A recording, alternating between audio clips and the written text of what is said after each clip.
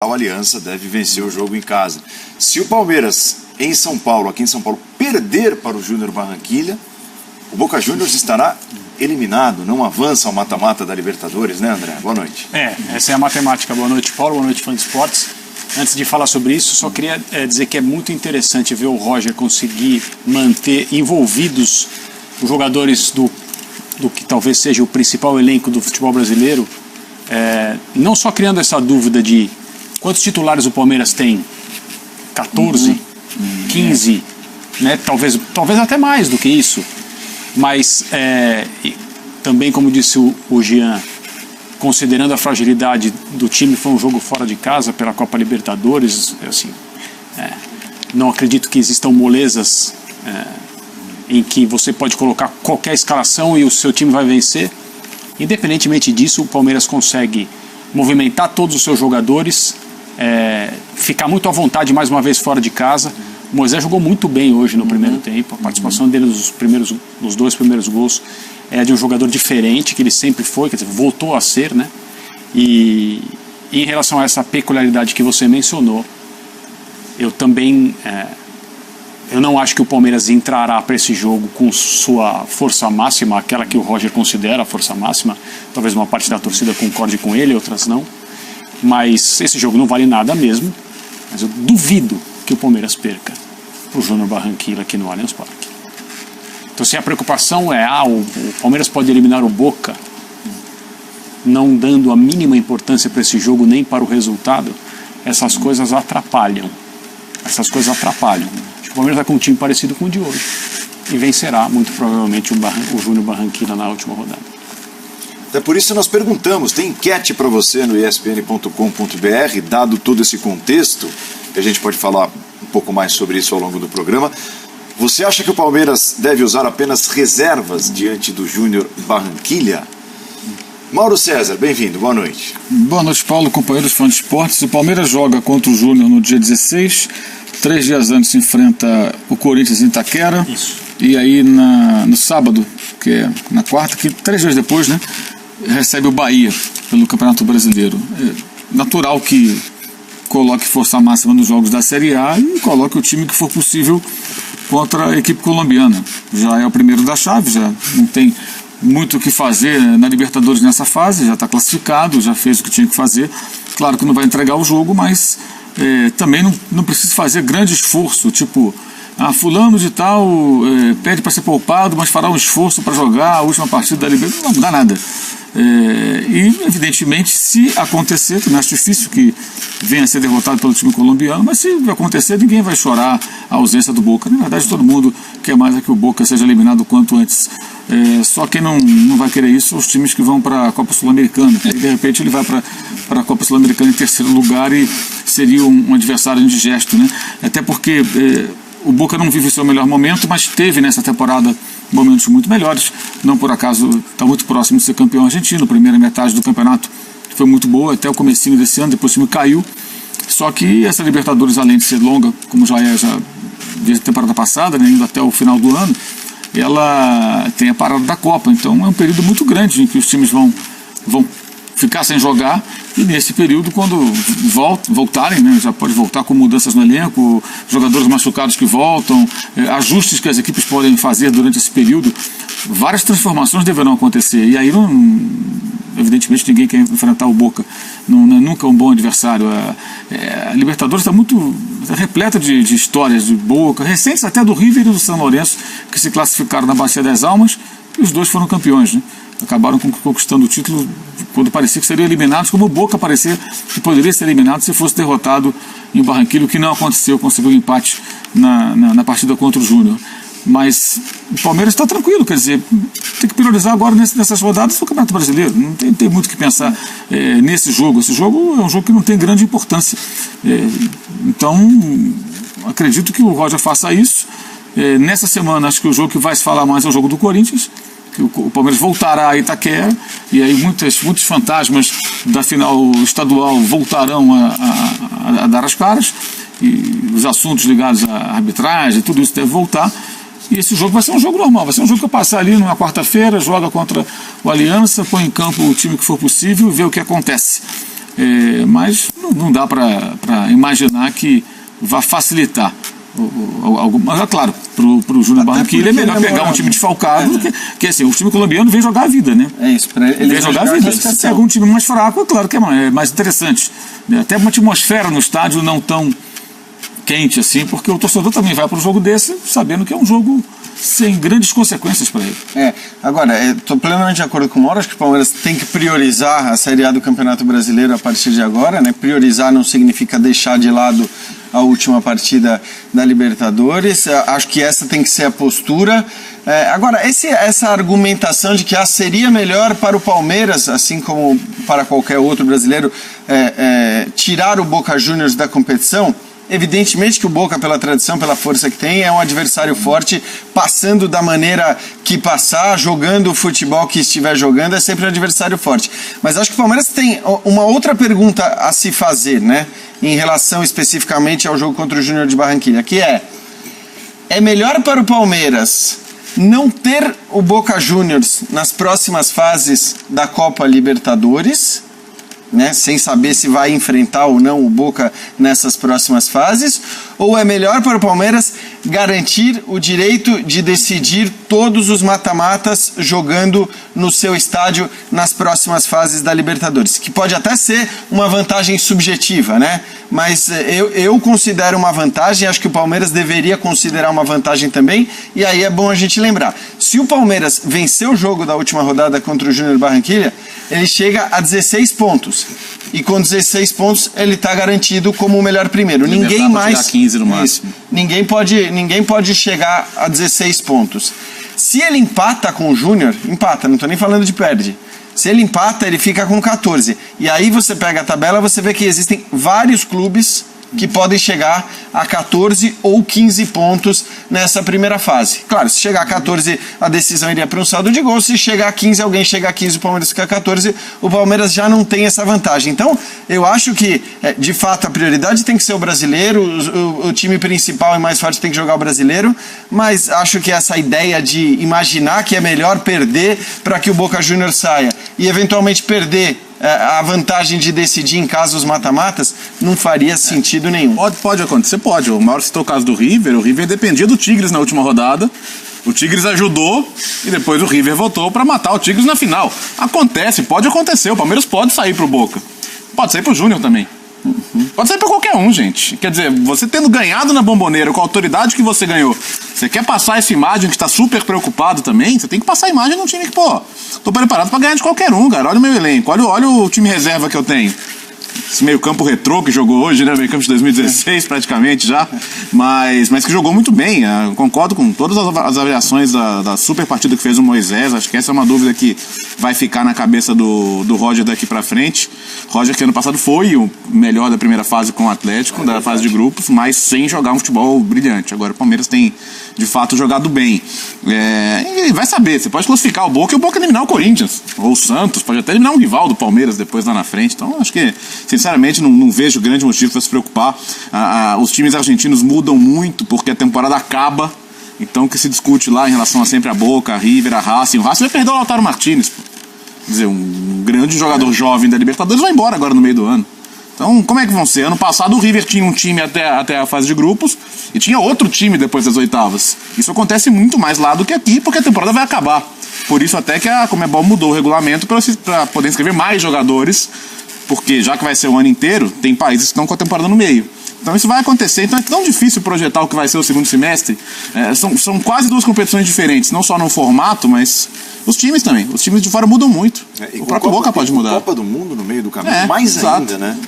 Pode pintar esse ou aquele que se destaca na Copa. Pense num Pavão, por exemplo, que esse garoto tá voando no Boca. Se esse cara vai pra Copa do Mundo e como é que você segura ele depois? Não segura. E aí você posso classificar o Boca, aí vai que esse Pavão arrebenta, de repente ele nem tá no Boca mais. Então, a projetar oitavas de Libertadores, o sorteio é antes, mas os jogos já vão ter acontecido tanta coisa. É diferente numa Champions League, que você sabe que, assim, salvo uma grande surpresa, como o Liverpool vendeu o Coutinho, os times vão ser mais ou menos os mesmos. Eles podem estar melhores ou piores, mas os elencos não vão ser diferentes. Na Libertadores, não. Na Libertadores isso acontece, os times mudam muito. Então, não adianta ficar projetando agora, melhor pegar esse, melhor pegar aquele, porque é só projeção mesmo. Uma coisa interessante sobre Copa do Mundo é a valorização de jogadores. No livro do Monte, é o diretor esportivo favorito do Giano. Reclamou bastante. Reclamou bastante nos últimos dias. Com razão, né? Com certa razão. Ele até citou a Juventus, né? O futebol italiano deve levantar a voz. Exatamente, ele falou, eu sou espanhol, mas o futebol italiano deveria levantar a voz. Ele tem razão nisso, né? Assim, não há explicação para não ter VAR na Liga dos Campeões, é um negócio completamente absurdo, mas não era disso que eu falava. No livro dele, que se passa evidentemente com lições e ensinamentos da época em que ele trabalhava no futebol espanhol, ele diz que a pior coisa que uma pessoa na posição dele pode fazer, e que é um erro gravíssimo, é contratar jogador por um destaque momentâneo na Copa do Mundo. Em 2, 3 jogos. E todo mundo que faz isso paga mais do que deveria, você não tem a amostra. Quer dizer, se você não faz um trabalho correto de observação de um jogador para que a Copa não faça a menor diferença se você vai comprá-lo ou não, né? E você se deixa levar por esse fator emocional de alguém que brilha na Copa do Mundo, você vai pagar muito mais do que deveria e você não vai ter feito a lição de casa correta. Mas vai acontecer, sempre acontece. Os jogadores sul-americanos se valorizam demais, acabam fazendo viagens. Moisés, diriam alguns palmeirenses depois do jogo de hoje, aqueles mais quentes, não pode ser banco. Moisés não pode ser banco desse time. Hoje ele foi Lucas Lima, né? Sim. Teve um posicionamento meia. Como tem tido o Lucas Lima na maioria das partidas no time titular do Palmeiras. Nem sempre é assim, né? Às vezes ele joga como segundo volante. Hoje ele se aproximou mais dos atacantes e deu muito certo. É verdade, fez uma atuação muito boa, né? Uma atuação, acho que melhor do que a média das atuações do Lucas Lima, é verdade, mas aí também é bom que se considere um pouco a fragilidade do adversário, né? Que não são os adversários que o Lucas Lima vem enfrentando. Claro. Agora, acho que foi o André, o Mauro, não sei, que falaram em 13, 14 titulares do Palmeiras. Ou mais. Eu acho até que existem mais candidatos a virarem titulares, mas acho que hoje, se você tiver que numerar os titulares, você tem os 11 e tem mais 2. Tem o William e tem o Moisés. Esses caras, eles vão entrar na hora que qualquer um sair ali. Quer dizer, acho que a busca do Roger vai ser sempre por colocar um desses dois, em geral. Então, se sai qualquer um da linha dos meias ali, agora da linha dos meias que eu digo, dos dois abertos, ou do centroavante, o William é que vai entrar, né? Porque é o cara que tem jogado para ser titular, embora não seja hoje, e o Moisés é a mesma coisa. Acho que a atuação dele hoje o coloca como uma alternativa real e muito forte para jogar como meia. Quando o Roger Machado esteve aqui com a gente no Bola da Vez, eu até acho que não deu para perguntar isso no ar, mas na saída ele falou que via mais o Moisés jogando como um segundo volante, que via mais o Moisés no Palmeiras atuando como o Moisés, campeão brasileiro de 2016, ali ao lado do Tietê. E ele entrou, de fato, muitas vezes nessa posição, né? Entrando ali no lugar do Bruno Henrique, às vezes entrando até no lugar do Felipe Melo. Acho que ele o vê como um substituto dos volantes, mas a atuação de hoje do Moisés é para colocá-lo, sim, como uma alternativa ao Lucas Lima. Lembrando que o Palmeiras não tinha o Guerra hoje.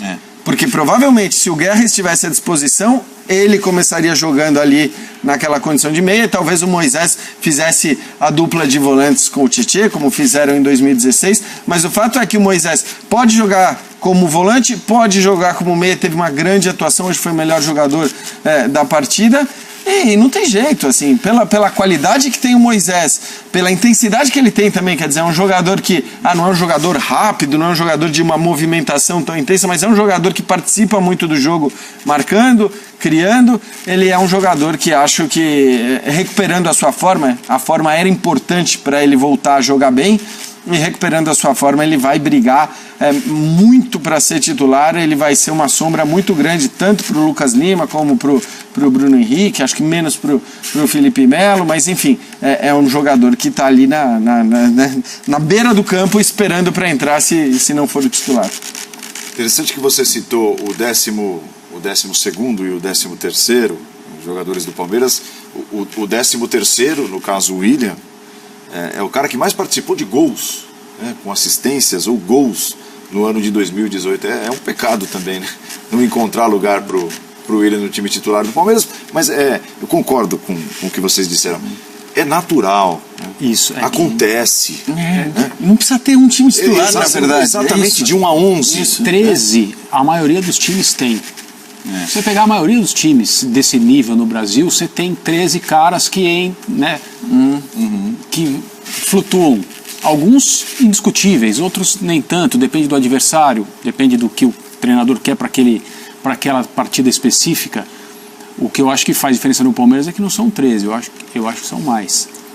Então, e aí assim, se você tem um elenco que é montado com esse objetivo, e permitir ao treinador rodar sem perda de desempenho e poder adaptar a sua equipe às circunstâncias e adversários, com 13 só. O Corinthians tem 13. Sim. O Corinthians hoje é o exemplo do time com elenco curto e são 13. Não, 13. Não, mas é que assim, eu tô falando 13, né, André, no sentido de que assim, os caras que você pode discutir já se são titulares ou não, né? Porque o Moisés e o William a gente pode até discutir se são titulares ou não.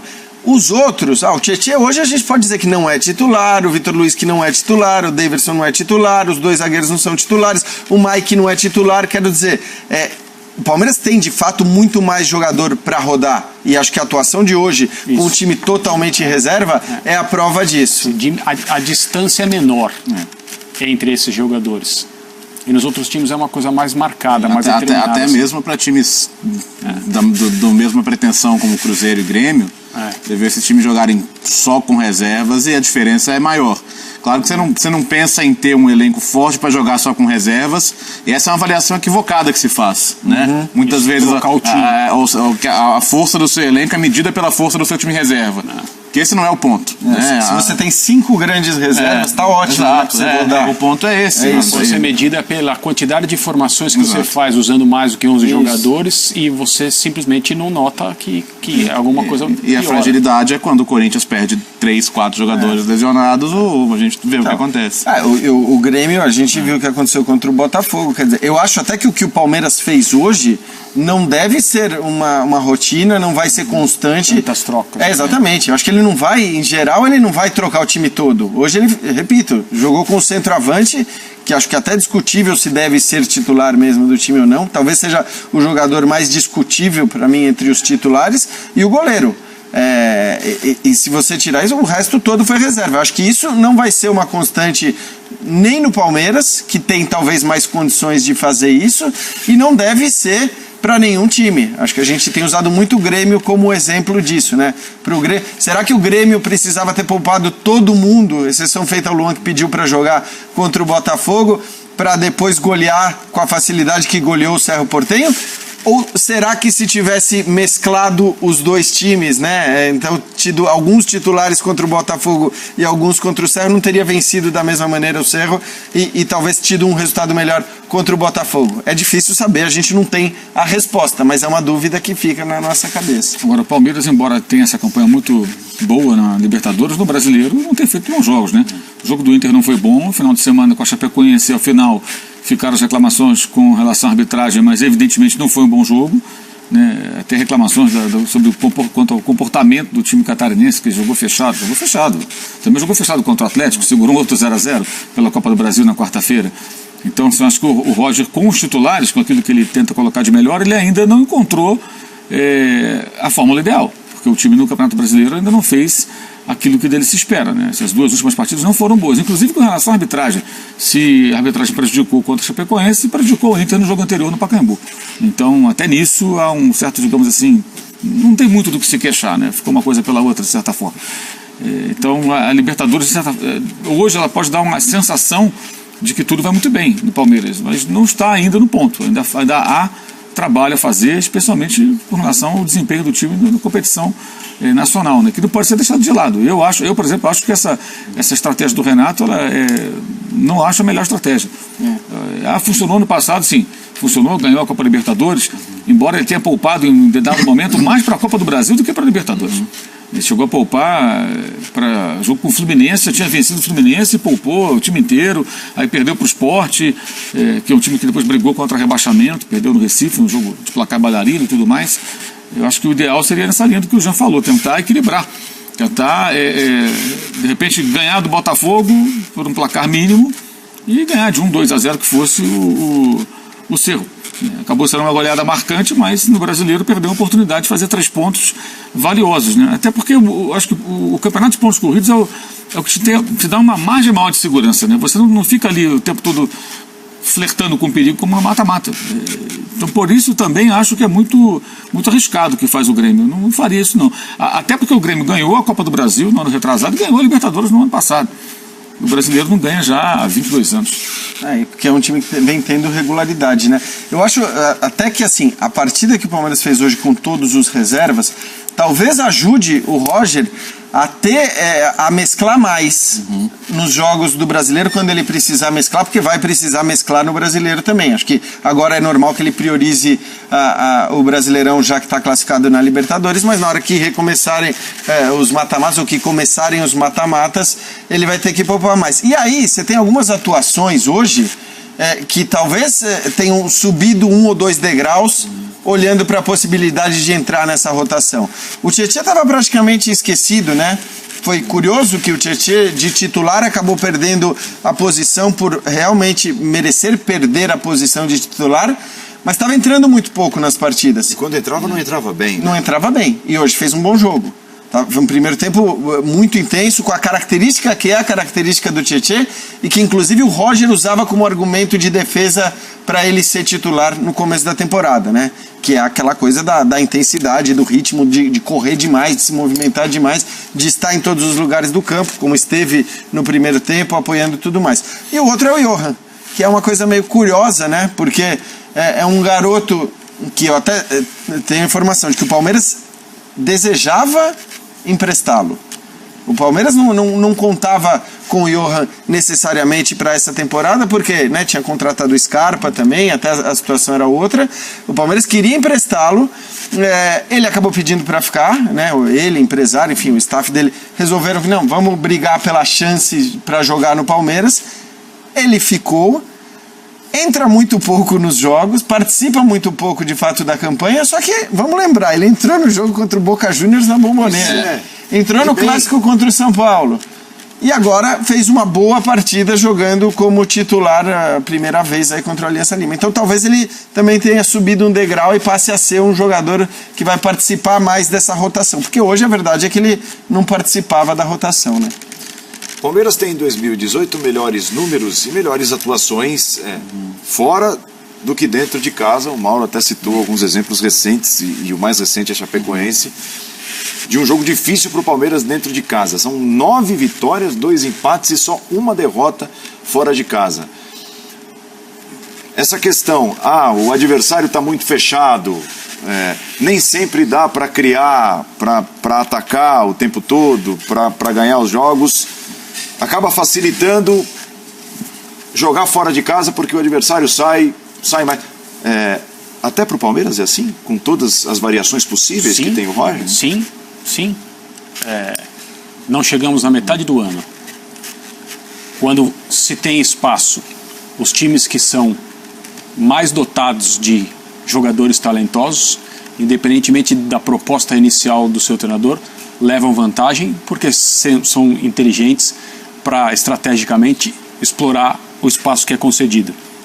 E quando você tem uma equipe que ainda não está formada e não está automatizada, para lembrar de uma palavra que o Léo utilizou na terça-feira aqui, é muito mais fácil, é muito menos difícil para adversários que visitam o Palmeiras fechados, dispostos a não dar ao Palmeiras o espaço que todos os times gostariam de ter, e criar condições mais difíceis para o Palmeiras jogar.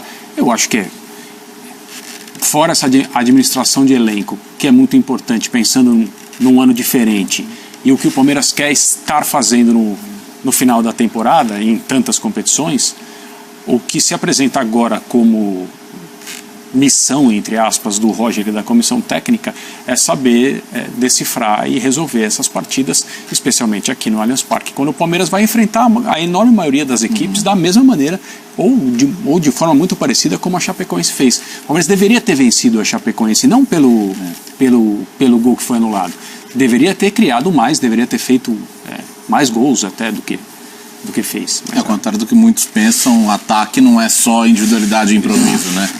Então, essa é a ideia superada. A movimentação ofensiva hoje em dia ela tem que ser muito treinada. E treino é luxo, né? Hoje em dia é luxo. Para quem tem o calendário que tem o Palmeiras, os outros times estão na Libertadores. Agora começando a Copa do Brasil também. O Palmeiras já vai entrar na Copa do Brasil também, antes da Copa do Mundo, né? Tem 2 jogos com a América aí para fazer. Esses, para mim, aliás, também jogos para ter times parecidos com o de hoje aí. Concordo com o Jean, nem sempre todos reservas, mas dá para, sem menosprezar de maneira nenhuma o adversário, pensar até porque o Mauro tocou no ponto, engrenar no brasileiro e pescando cada jogo, até por quê? Até para os titulares poderem também terem melhor condição de treinar, melhor condição de aproveitar os poucos dias que se tem para trabalhar taticamente. E de fato, até você ter essa organização ofensiva demora mais tempo. É mais difícil do que você só preparar o time defensivamente. Então acho que passa um pouco por aí também. E é uma coisa que ele tem que trabalhar. O Palmeiras hoje já controla bem os jogos. Mas de fato, para dar esse passo a mais, né, para superar times bem montados, ainda não está no ideal. Acho que os números dentro e fora de casa são um pouco reflexo disso também, né? E hoje acho que é engraçado que hoje foi um jogo atípico, né? Até em relação a essa campanha que o Palmeiras faz boa fora de casa, que tem a ver muito com, acho que como os seus jogadores de lado, sobretudo, são incisivos, né? E o Keno, o Dudu, hoje esses caras não jogaram. Hoje, até a escalação, quando você olha a escalação com o Moisés e o Johan no meio, você fala, opa, tem 2 meias aí. Como é que ele vai distribuir? E foi diferente, de fato, não no posicionamento tático dos jogadores, porque acho que o Moisés jogou centralizado, o Johan jogou de um lado, o William do outro, se movimentando, até trocando muito, mas foi um time que teve mais posse de bola, foi um time que ficou trabalhando mais a bola do que costuma trabalhar o Palmeiras em geral. Claro que tem a ver também com a fragilidade do adversário. Acho que isso é indiscutível. Isso é digno de nota também, né? Nossa, que time E pensar ruim. que o Boca tá nessa porque não ganhou lá, né? Verdade. Empatou com ele. Se o Boca tivesse ganhado lá, ele estaria dependendo só dele. O time que jogou hoje seria candidatíssimo a fazer uma boa partida contra o Júnior aqui na última rodada. Exatamente esse time. Que é um time praticamente todo reserva. Não, é verdade. Acho que sim. Assim, o Mauro, Mas o que eu quero dizer é um time diferente que... O Mauro lembrou da tabela dos compromissos do Palmeiras. Tem um jogo contra o Corinthians pelo Campeonato Brasileiro, vai à força máxima. Aqueles jogadores disponíveis que puderem constituir a força máxima. Depois tem o jogo contra o Bahia, uma semana depois, com a Libertadores no meio. Você pensa nesses 2 jogos como os seus objetivos principais da semana. Claro. E na terça e na quarta, o discurso do técnico do Palmeiras vai ser: nós temos um primeiro lugar a garantir aí e vantagens na competição. É verdade. É certeza que ele vai falar isso, e esse é o raciocínio, certo? É o raciocínio. Agora, eu acho que assim, esse raciocínio, e de novo, não vale só para o Palmeiras. Eu acho que assim, para quem tem mais elenco, talvez os outros times não tenham tanto elenco assim, mas para quem tem mais elenco, o raciocínio ele tem que se dar também, se você tem alternativas em cima do adversário. Então eu estou citando aqui um exemplo do que o Palmeiras que a gente viu hoje era um Palmeiras como características de jogadores diferentes do Palmeiras que a gente está acostumado a ver. Que é o Palmeiras com o Keno de um lado e o Dudu do outro. Que são caras agudos, são caras mais incisivos, que jogam verticalmente. E o Johan não é assim, por exemplo. Então acho que também a escolha, ela não tem que se dar quando você tem alternativas apenas pelo fato de você considerar, esse é o meu time titular, esse é o time mais forte, esse é o mais fraco. Não, a escolha tem que se dar também pensando, bom, peraí, como é que o Bahia vai se comportar contra o Palmeiras, como é que o Corinthians vai se comportar contra o Palmeiras e como é que o Júnior de Barranquilla vai se comportar contra o Palmeiras. E a partir dali, fazer as suas escolhas. E acho que isso vale para Flamengo, isso vale para Cruzeiro. O Júnior, obviamente, não virá para vencer por 0-0. Não pode, não tem esse isso. O Júnior precisa vencer. Terá de jogar um pouquinho e permitir que o Palmeiras também jogue. Agora, o universo corintiano, que é bem oposto nessa questão, a possibilidade de muitas variações, de poupar vários jogadores, e até pelo jeito e pelas palavras o Carille vai ter de começar a fazer isso. Vai ser radical, né? Contra o Ceará, tudo bem. Exatamente. O Corinthians vai ter, no dia 13 de maio, o Palmeiras em casa no Campeonato Brasileiro, e na quinta-feira seguinte, de certa forma bom, né? Não na quarta, mas na quinta-feira seguinte, ganha um dia mais de descanso, tem um jogo que é fundamental na busca pela classificação na Venezuela contra o Deportivo Lara. Não tem como deixar de lado nenhum dos dois. Não. Aí não tem essa. Aí você não tem a dúvida Até que por isso você não pode moer o time antes. Exato. Não tem o que fazer. Você já vai poupando antes. Porque entre um jogo e outro tem uma viagem para a Venezuela que não é uma ponte aérea. Tem mais isso aí também, né? Mas eu acho que nesse caso muito se dá pelo que significa um jogo contra o Palmeiras e pelo que as consequências desse jogo podem causar, tanto de um lado como do outro, né? E não tanto, pelo menos na minha opinião, já falei isso, pela importância dos jogos em si do ponto de vista desportivo. Para mim, o Corinthians tendo a intensidade que consegue ter, a concentração que consegue ter em jogos grandes, é o time para o qual a priorização da Copa, do mata-mata, faz todo o sentido do mundo. Minha opinião para o Corinthians é essa. Eu acho que assim... Copa do Brasil e Libertadores. Exato. Quer dizer, você tem 2 campeonatos que você pode priorizar, porque o Corinthians já mostrou que ninguém é adversário que chega contra o Corinthians sendo... Não, favorito, esse time vai ganhar. Não, o Corinthians muitas vezes enfrenta os favoritos e vence esses favoritos na casa do adversário, como foi contra o Palmeiras, jogando no seu estádio. Então, assim, essa é uma característica específica do Corinthians que tem como contrapartida uma característica negativa de um elenco cada vez mais curto. E aí, você imaginar, por mais que tenha acontecido o que aconteceu ano passado, que um título por pontos corridos é viável, eu acho que assim, você colocar muita força nos pontos corridos e abrir mão de uma realidade tão grande para o Corinthians de Libertadores e Copa do Brasil, eu acho que seria uma escolha equivocada. Tem um detalhe, né? Pegar a tabela, a gente falou do Palmeiras, Atlético Paranaense e América, Corinthians, Júnior, Bahia, América. Se você quiser ter um time pro domingo, um time pra quarta-feira, você pode ter. Agora, o Corinthians, Ceará, Vitória, Palmeiras, Lara, Sport, Milionários. Pode ser um jogo decisivo se o Corinthians não fizer sua parte na Venezuela. Quer dizer, a quarta-feira do Corinthians ela tá muito mais pesada que a do Palmeiras. Quarta-feira pode ser um jogo de eliminação contra o Vitória. Quinta-feira, né? Não lembro exatamente. É meio da semana. Quinta-feira. Flamengo e Corinthians. Isso. Corinthians e Flamengo jogam na quinta-feira. Mas enfim, é um jogo que... foi 0-0, empatou outro jogo. Então é um jogo de eliminação. Os meios de semana pro Corinthians são mais pesados e talvez o Corinthians existir esse time, e por isso eu concordo com o Jean, o Corinthians vai ter que olhar para essas rodadas do Brasileiro e, não, desculpa, eu vou ter que fazer algum sacrifício contra o Ceará, porque contra o Palmeiras, por todo o contexto que envolve esse jogo, não pode. Esse jogo é outra final, gente. Esse jogo não vale 3 pontos. Não adianta achar que o Corinthians e o Palmeiras vale 3 pontos, porque ele não vale 3 pontos, ele vale 300. Exato. Tem como. E se vale...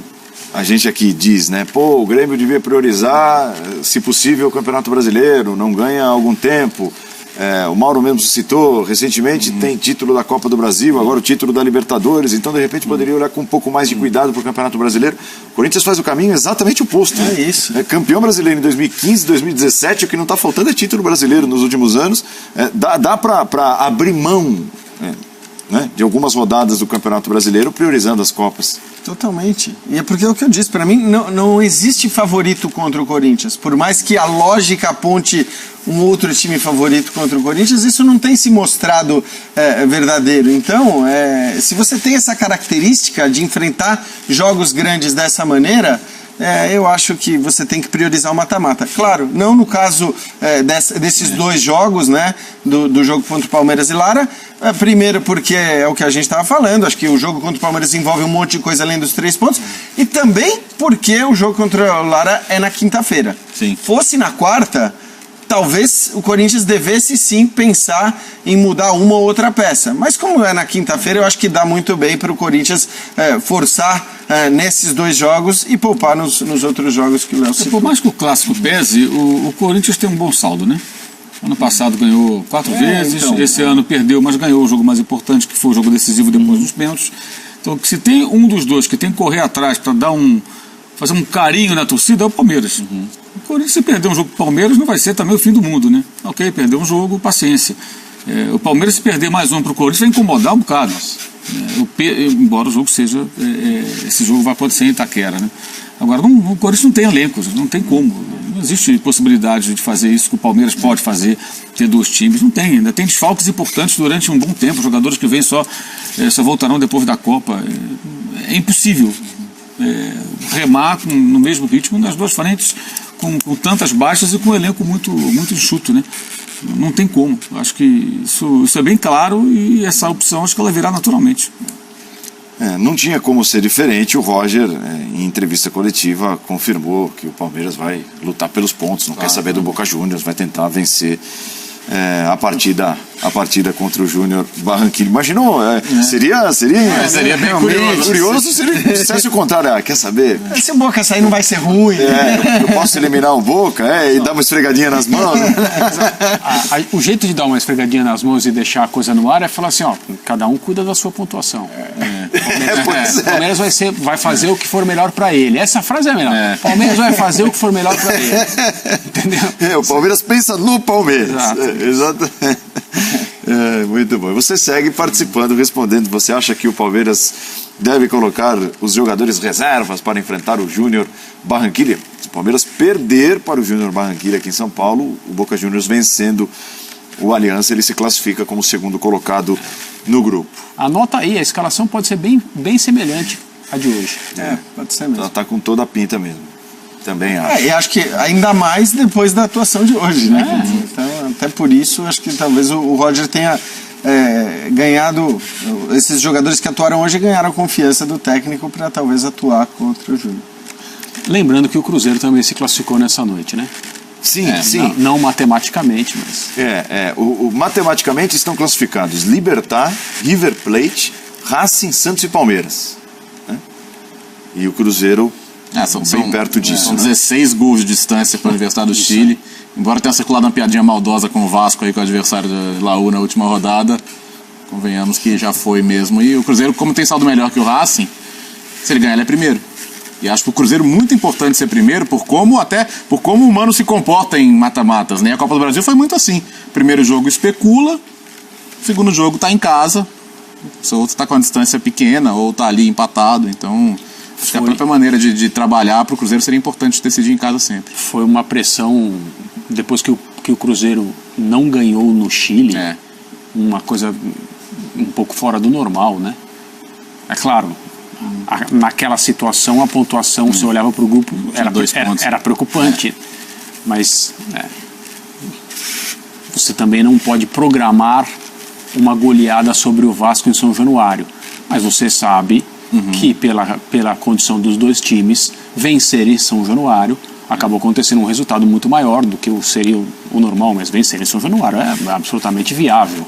E foi o que aconteceu, com a probabilidade do resultado de hoje também. Você não conta com nada disso, mas a situação não era tão feia quanto parecia. Eu acho que a pressão era mais pelo rendimento do time do que exatamente pela situação, né, André? Acho que tem a ver com uma cobrança de um time que a gente sabe que tem capacidade para jogar mais futebol do que vinha jogando. E acho que talvez a gente esteja falando nem dessa temporada apenas, né? Embora o Cruzeiro tenha sido campeão da Copa do Brasil. Lembrando que o Vasco vai ao Chile podendo ir para a Sul-Americana ainda. Não ganhou nenhum jogo ainda, mas se ganhar lá qualquer placar que não seja 1-0, o Vasco fica em terceiro. Tem tudo isso, porque ganhar lá, desde que não seja de 1-0. Porque 1-0 empata em tudo e aí vai pro ranking. E o Vasco tem ranking pior que a Universidade do Chile na Comebol. Então é o último critério, porque empataria... 2-1, 3-2. Qualquer outra vitória que não seja 1-0, o Vasco ainda entra em terceiro. Então esse jogo vai ser relevante para esse outro objetivo aí pros dois.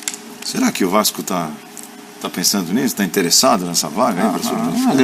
A graninha das competições da Comebol, acho que não dá para desprezar também não, né? E a Sul-Americana, queira ou não, ela também tem times fortes, mas ela é menos parruda que a Libertadores, né? Então acho que tem que tentar, pô. Fala que você até explicar porque o Fã do Esporte vê a gente rindo aqui. Não, Antero chegou ali todo saltitante, não sei o que aconteceu. Saltitante? Chegou, mas já tá indo lá pro Sport Center. Deixa ele lá. Deixa ele lá. Aliás, Paulo Soares estava saltitante pelos corredores da redação, né? Hoje ele trouxe universitários. Opa! Por isso. Universitários. Não é um time, né? Universitários. Trouxe vários universitários aí, um pessoal da Casper Libero veio visitar o Paulo, tirou foto, veio conhecer o prédio, eles entraram aqui no estúdio. Então por isso que ele estava. Ele está se sentindo Cicerone, um pouco cansado já, né? Vamos ver amanhã como ele vai estar. Imagino que sim. Vamos ao intervalo, nós voltaremos daqui a pouquinho com mais linha de passe e a dupla vem aí logo depois do jogo com muito dessa vitória do Palmeiras na Libertadores, outras tantas informações, Liga Europa e os destaques no Sport Center, logo depois do Linha de Passe. Nós voltaremos em instantes.